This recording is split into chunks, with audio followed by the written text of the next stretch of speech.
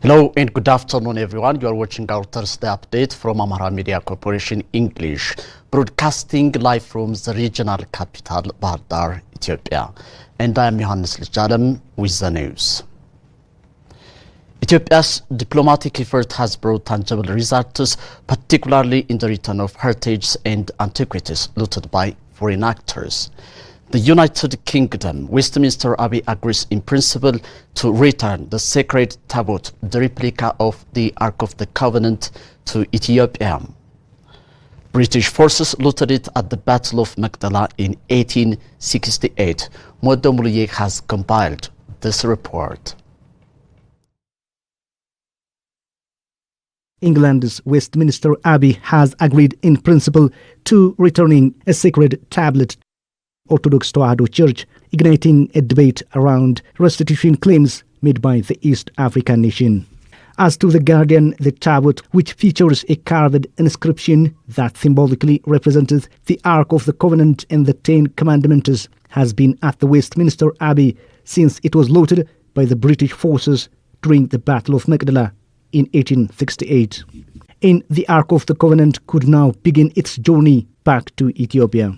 The diplomatic efforts being made by the Ethiopian government regarding the returning of stolen artifacts back to the country is bearing fruits. Some months ago, the country was successful in having returned more than 10 artifacts from the British Museum, and now one more is on the way to come home. Our country's ancient civilization, history, artifacts, fingerprints of indigenous knowledge, culture and value have been looted through war and smuggled out illegally. At this moment, countless treasures of ours are found in various countries' museums, research institutes, and in the hands of individuals. We have our own numbers, we have our own time, we have our own script, we have our own Bible in our own language, and we are one of the countries in sub-Saharan Africa who has a monastery today in Jerusalem. Our history is a Bible history. Ethiopia is an ancient land. We have an ancient history and culture. African brothers and sisters, as well as international figures, have also been magnifying the voices of Ethiopia regarding this issue.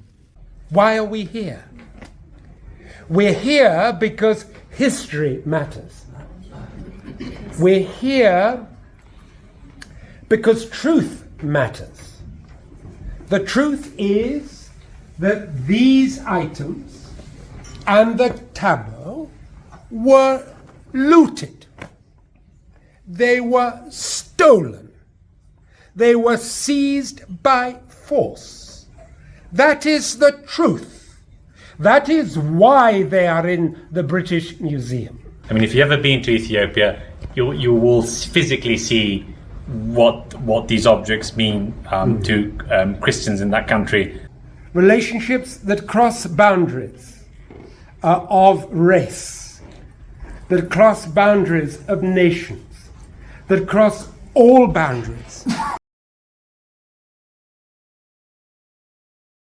We have with one another. That's what matters. According to The Guardian, a spokesperson for the Westminster Abbey said that the Dean and Chapter has decided in principle that it would be appropriate to return the Ethiopian tablet back to the country. The British Museum is the world's largest museum, a depository of historical, cultural and ecclesiastical artifacts and items collected from around the world during the British expedition back to the early 17th century. The presence of the Arks of the Covenant and other artifacts taken from Ethiopia into the museum's collection demonstrated the country's rich diversity of religious traditions such as Christianity, Islam, Judaism and others.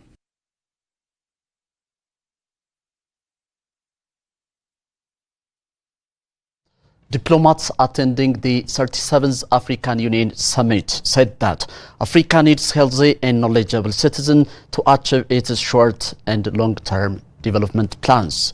They added that African Union should focus on financing education and health so as to realize its agenda of 2063. Our reporter Belet Tarekany has sent us this report from the capital, Addis Ababa.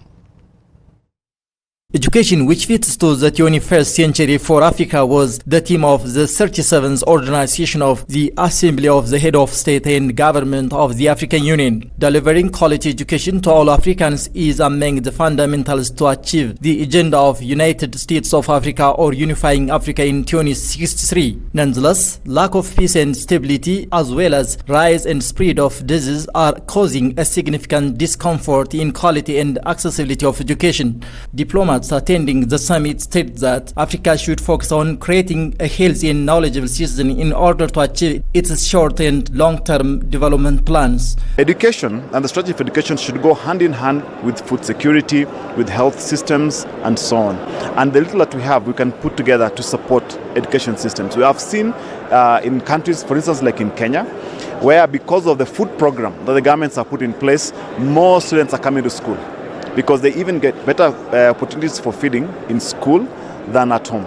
And also when you feed them well, they become more available to education. They better understanding and replicate it across the continent. It's something that can be done, and it will be done. The potential of Africa's youth now and in the future has to come from education that will move them forward into a green digital economy. So that's what we've been talking about, and we're particularly pleased to see the real commitment by African leaders to financing education and making sure that education finance reaches the children who need it the most and is used wisely. Diplomats further explained that lack of peace and stability as well as the rise and spread of disease in Africa have become major impediments for addressing quality education and health facilities, which indirectly hinder developmental activities. Many of the young children, they are in areas where there isn't very good health care, there's not good medication support, and so on. In addition to all the other challenges that affect our continent on peace and security, the areas that are affected. So many of the educationists are, they cannot really plan well. They don't have proper facilities. They don't have access to school. The primary duty becomes survival.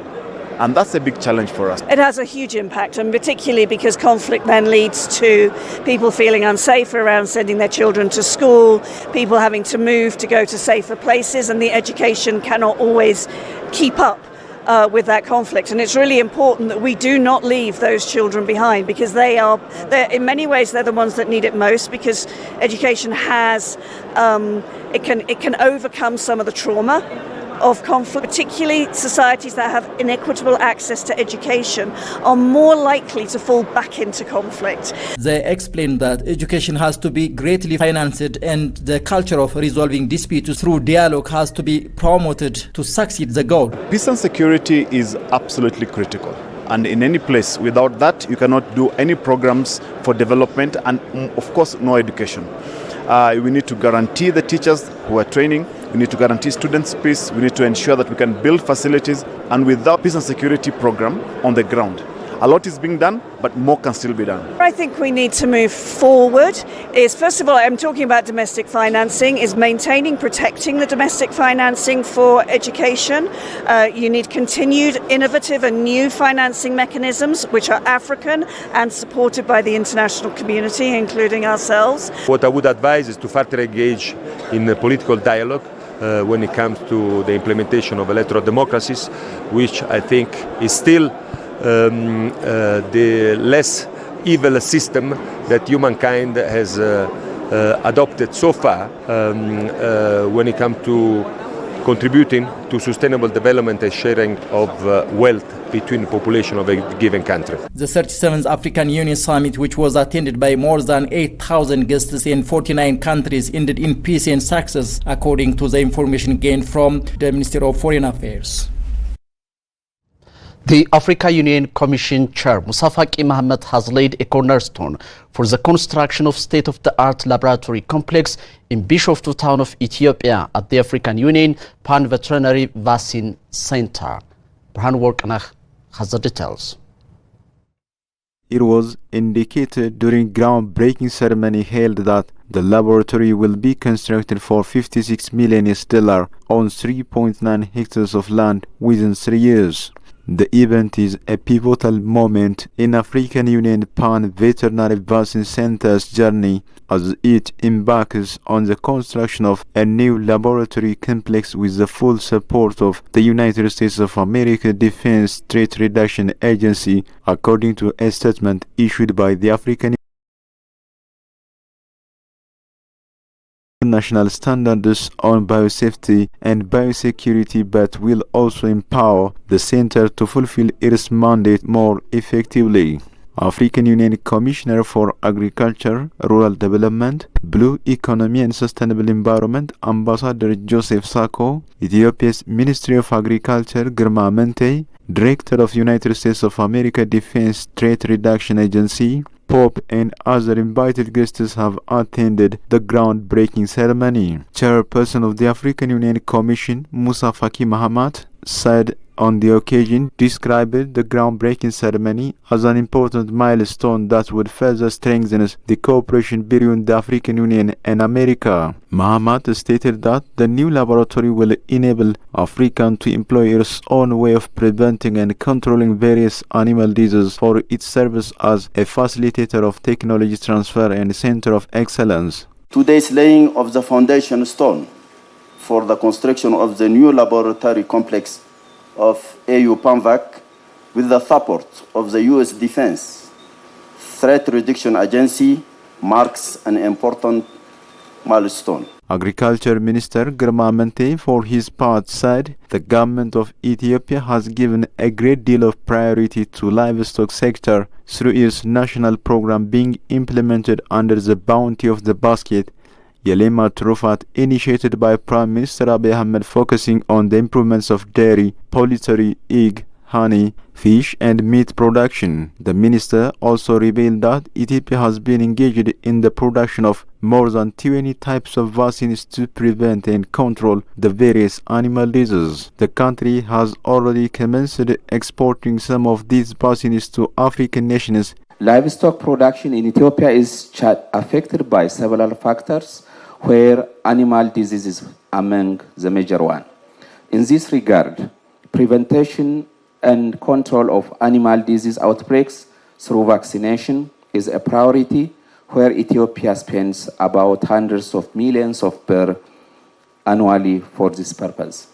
Ethiopia is producing more than 20 different animal vaccines, some of which are exported to different African countries. Director of United States of America Defense Threat Reduction Agency, Pope, stated that capacity building trainings will be provided with a view to prevent and eradicate animal diseases. The African Union Pan-Veterinary Center was established as a specialized technical office of the African Union Commission based in Ethiopia following the headquarters agreement signed on the 8th July 2003 between the government of Ethiopia and the African Union during the African Union Summit held in Maputo, Mozambique. The center is at the forefront of the fight against animal diseases as well as zoonotic diseases, with its mission to promote the use of good quality vaccines and reagents for the control and eradication of animal diseases in Africa. The center was officially launched in 2004 as African Union Specialized Technical Office, and this year marks the 20th anniversary of its operationalization with an African Union Commission. Successful implementation will strengthen PanVac's ability to control and eradicate animal diseases and develop vaccines for high-threat veterinary pathogens. Together with the African Union and many other partners, DITRA has for more than a decade provided infrastructure, equipment, and training across the African continent. Ethiopia and Kenya have inked memorandum of understanding that solidify their long-standing partnership and chart a new course for enhanced cooperation across crucial sectors. Burhanu Yismail.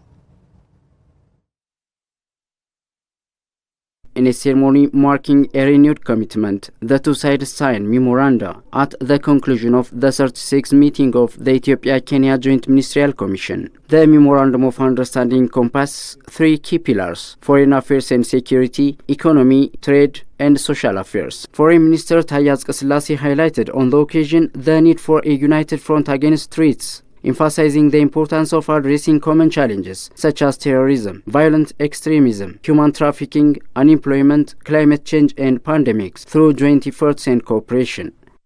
We are satisfied with the existing excellent relationship between our two countries at all levels.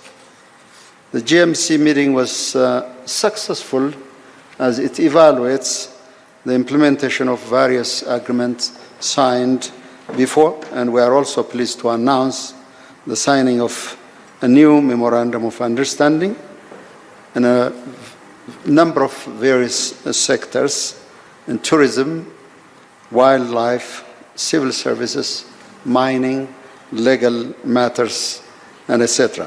Taye also called for collaboration in regional and multilateral forums on international financial reform. Kenya Cabinet Secretary for Foreign Affairs and Diaspora Affairs, Musalia Mudavadi, on his part expressed commitment to expanding Kenya-Ethiopia relations in various areas and emphasized the importance of ongoing consultations, supporting each other's candidature, and building special status relations with Ethiopia. Mudavadi also expressed a firm commitment to expanding the scope and depth of Kenya-Ethiopia relations. Our two countries also signed memoranda of understanding to spur our cooperation across additional areas of national development.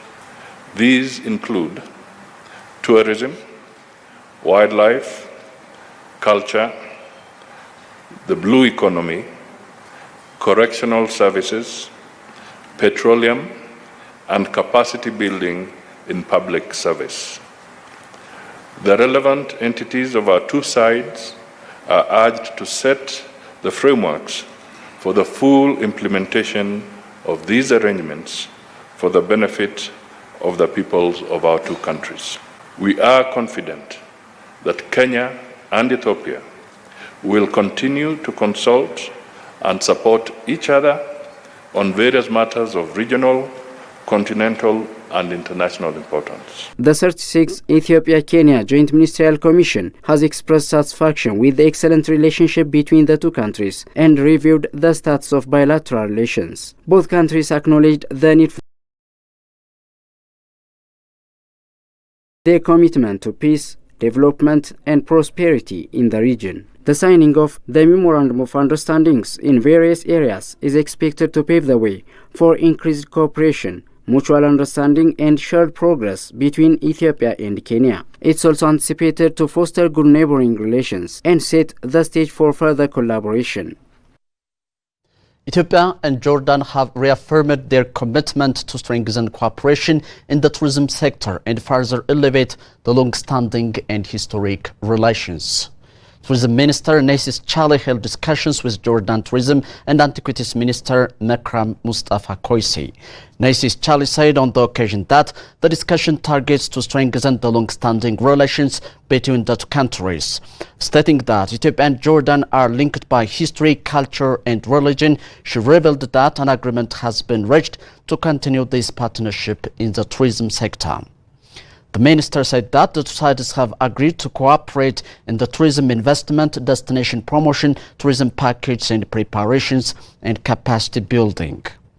Jordan Tourism and Antiquities Minister Mekram Mustafa Koisi on his part said that Jordan and Ethiopia have long-standing strong relations, highlighting that the tourism is one of the sectors to elevate such a strong and historic partnership between the two countries. Koisi affirmed that Jordan is committed to strengthening cooperations in various areas in the sector.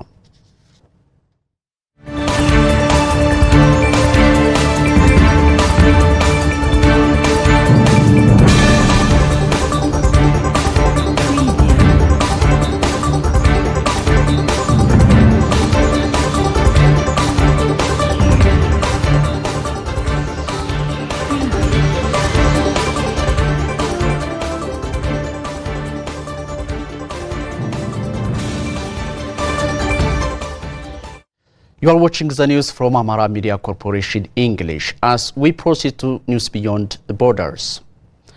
One of Africa's largest interconnection hubs, Ameco plans to construct a 120 megawatt solar photovoltaic facility in South Africa's Free State province after securing an agreement that will allow it to use the power utility Eskom's grid to move electricity from the proposed plant.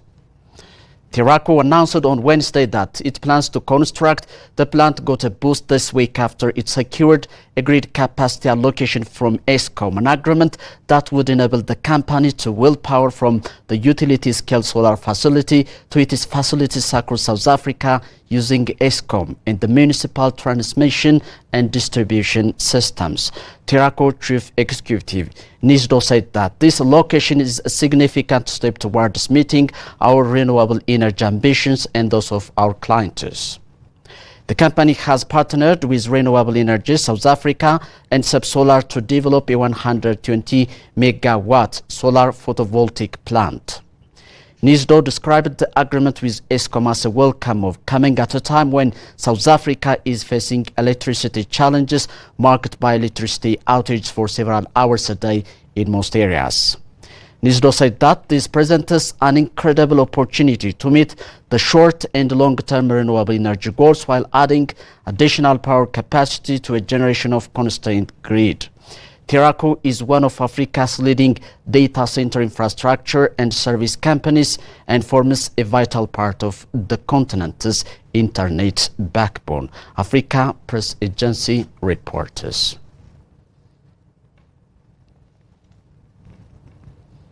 Foreign ministers of the G20 gathered on Wednesday in Rio de Janeiro to discuss poverty, climate crisis, and heightened global tensions. Brazil, which took an annual presidency of the bloc, laid out its priorities.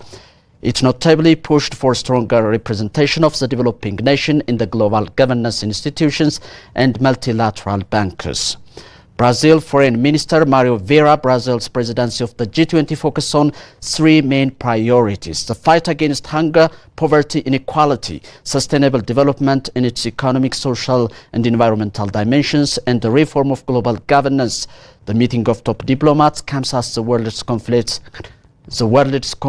seems to spread. Brazil Foreign Minister said more than 2 trillion a year is spent on military budget globally when it would be needed for development and aid programs. Brazil is deeply concerned about the current international situation regarding peace and security. According to some estimates, we have reached a record number of ongoing conflicts in the world, more than 170, while geopolitical tensions are also on the rise. The representatives of the 20 leading rich nations are set to spend 2 days setting a roadmap for work to accomplish ahead of the November 18-19 summit in Rio, as reported by Africa News. This is all we have for today. Thank you for staying with us and have a great afternoon with the rest of Amara Media Corporation English program.